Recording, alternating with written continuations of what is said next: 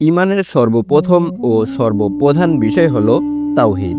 অর্থাৎ কেউ যদি মুমিন বা মুসলিম হতে চায় তাহলে তাকে সর্বপ্রথম আল্লাহ তাআলার একত্ববাদে বিশ্বাস করতে হবে। তাওহীদ এই শব্দের অর্থ হলো একত্ববাদ। তাওহীদের মূল কথাই হলো আল্লাহ এক ও অদ্বিতীয়, তিনি প্রশংসিত এবং তিনি ইবাদতের একমাত্র মালিক। আল্লাহ তাআলা সূরা আশ-শূরায় বলেন, কোনো কিছুই আমার সমতুল্য নয়।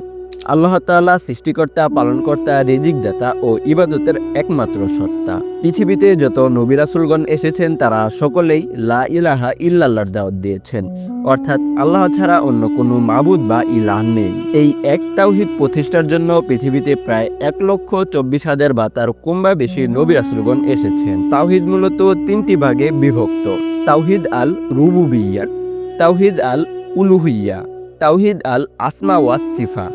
1 নাম্বার তাওহীদ আল রুবুবিয়্যাহ। আল্লাহ একমাত্র সৃষ্টিকর্তা, পালনকর্তা এবং সবকিছুর নিয়ন্ত্রক। আল্লাহ তাআলা সূরা আজ-জুমারের 62তম আয়াতে বলেন, আল্লাহ সকল কিছুর স্রষ্টা এবং তিনি সকল কিছুর তত্ত্বাবধায়ক। 2 নাম্বার তাওহীদ আল উলুহিয়্যাহ। শুধু আল্লাহর জন্যই ইবাদত করা, নামাজ, রোজা, দোয়া, কুরবানি সবকিছুই কেবল আল্লাহর জন্যই করতে হবে। আল্লাহ তাআলা সূরা গাফিরের 60তম আয়াতে বলেন, তোমার রব বলেন, আমাকে ডাকো, আমি তোমাদের ডাকে সাড়া দেব। 3 নাম্বার তাওহীদ আল আসমা ওয়াস সিফা।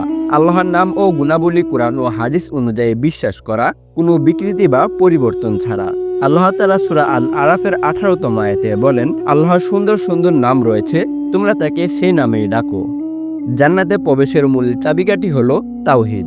রাসূল সাল্লাল্লাহু আলাইহি সাল্লাম বলেন, যে ব্যক্তি অন্তর থেকে লা ইলাহা ইল্লাল্লাহ বলে সে জান্নাতে প্রবেশ করবে। সহিহ বুখারী।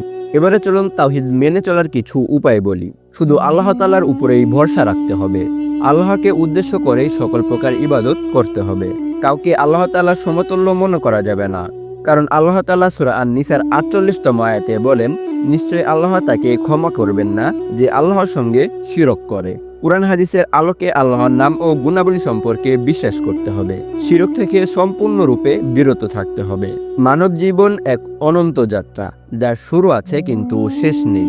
এই জীবন ক্ষণস্থায়ী, কিন্তু আমাদের বিশ্বাস, আমাদের তাওহীদ অমর। আল্লাহ তাআলাই আমাদের স্রষ্টা, তিনি আমাদের পথ প্রদর্শক।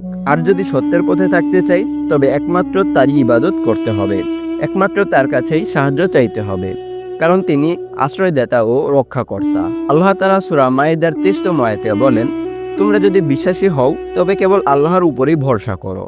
এই পৃথিবী ফুরিয়ে যাবে, সময় থেমে যাবে, কিন্তু তাওহীদের আলো কখনোই নিভবে না। যারা এই পথে অটল থাকবে তাদের জন্যই রয়েছে শান্তি, তাদের জন্যই রয়েছে জান্নাতের সুসংবাদ।